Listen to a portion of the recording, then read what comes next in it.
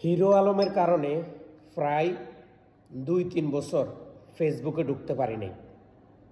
শুধু হিরো আলম এমন এমন গান শোনা রাত্রের স্বপ্ন দোষ হইয়া যায়, রাত্রে বিছনার মধ্যে খারাপ অবস্থা হইয়া যায়। এখন তার চাইতে আরো বেশি জঘন্য এই মহিলা। এবার হচ্ছে আমার সিমিজ কিচেনের হাঁসের মাংস, পাতি হাঁস।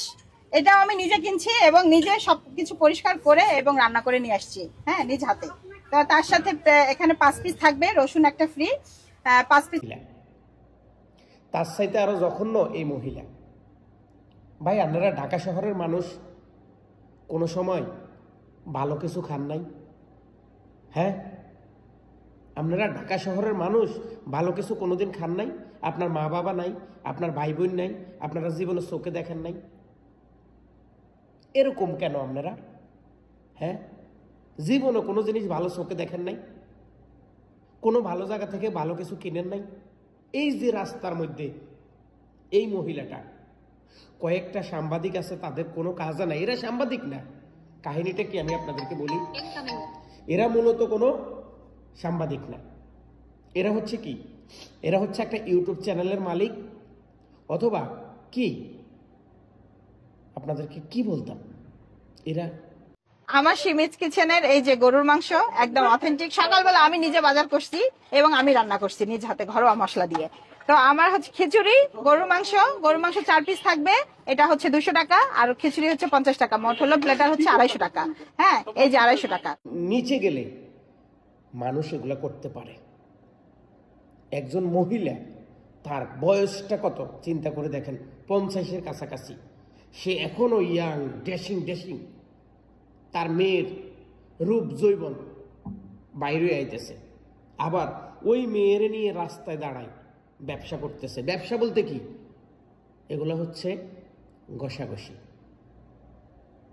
এগুলো হচ্ছে ঘষাঘষি। ঢাকা শহরের মানুষ কেক খায় নাই কোনোদিন, জীবনে চোখে দেখে নাই। আর বুড্ডা কিছু লোক আছে, ওগুলা তো জীবনে তাদের বোরে কোনোদিন সুইও দেখে না, কিন্তু এই মহিলারে পিছনে দি ফুটকি মাইরা দিতেছে, বুকের তলে দিয়ে হাত দিতেছে, সামনে দিয়ে হাত দিতেছে। এরপরে দিছে এখন হাঁসের ব্যবসা, শীতল ফিডের ব্যবসা, খিচুড়ির ব্যবসা। ঢাকা শহরের মানুষ কোনোদিন খিচুড়ি দেখে নাই? বলেন তো দেখি। এই যে ক্যাপটা পড়ছে, চুল সামনে দিয়ে বাইরে রয়েছে, তাইলে এই ক্যাপটা পরার দরকারটা কি ছিল? বেডি জীবনে কোনোদিন চুলার কাছে যায় না। এখন বেডি আমরা বলে নিজে হাতে কি করে, হাঁসের গোস্ত রান্ধি আনে, শীতল ফিডা বানা, মাফা ফিডা বানা। আমরা কইলেই দোষ। আর বাঙালিও আপনারা ফারেনও ভাই রে ভাই, ফারেন। এই সমস্ত মহিলাদেরকে যদি আইনের আওতায় নিয়ে না আসা হয়, প্রত্যেকটা মানুষের ঘর নষ্ট হয়ে যাবে। প্রত্যেকটা মানুষ, ছেলেদেরকে ডিভোর্স দিয়ে মহিলারা শুধু রাস্তার মধ্যে পরিচিতি পাওয়ার জন্য, ফেসবুকে ভাইরাল হওয়ার জন্য, নষ্টামি করার জন্য।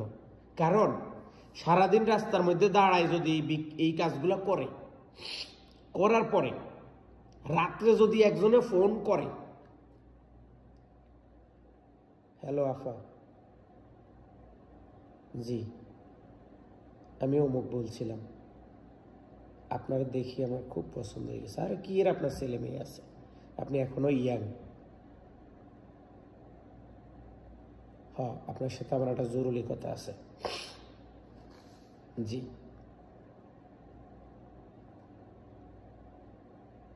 না অন্য বিষয়ে। কালকে একটু সময় দিতে পারবেন? না, একটু এই এমনিতে কফি টফি খাবো। আমি আসলে আপনার কেকের দোকানের সামনে যাই তো, কিন্তু ভয়ে কথা বলতে পারি না। চলেন না একটু ক্যামেরার আড়ালে একটু কথা বলি আমরা। জি, আপনি যে সময় বলবেন ওই সময়। জি আচ্ছা, ঠিক আছে। ওকে আফা, ধন্যবাদ। ওকে, সব কিছু শেষ। এখন আফা দেখা করছে, দেখা করার পরে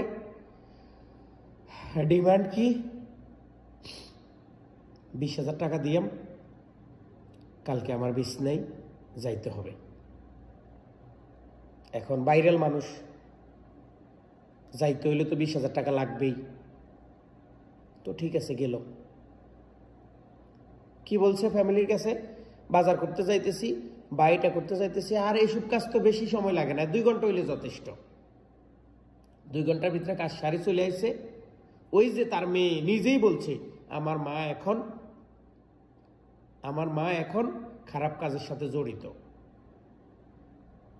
তো এই সমস্ত মহিলাদের সাথে আপনাদের সম্পর্ক, আপনাদের এই যে ভিডিওগুলো দেখতেছেন, দেখে দেখে এই মহিলাগুলারা নষ্ট করতেছেন। আপনাদের উচিত ছিল কি, এই সমস্ত মহিলাদেরকে বিভিন্ন জায়গায় এরকম না স্টল বসায় দোকানদারি করতে আসলে আপনারা তাদের কাছ থেকে দূরে থাকা। মহিলা ব্যবসা করার অধিকার আছে, কিন্তু সেটা দেশের আইন মেনে শুনে, দেশের আইন শৃঙ্খলা বজায় রাখি। এরা কি আইন শৃঙ্খলা বজায় রাখে? এরা সমাজটাকে নষ্ট করে,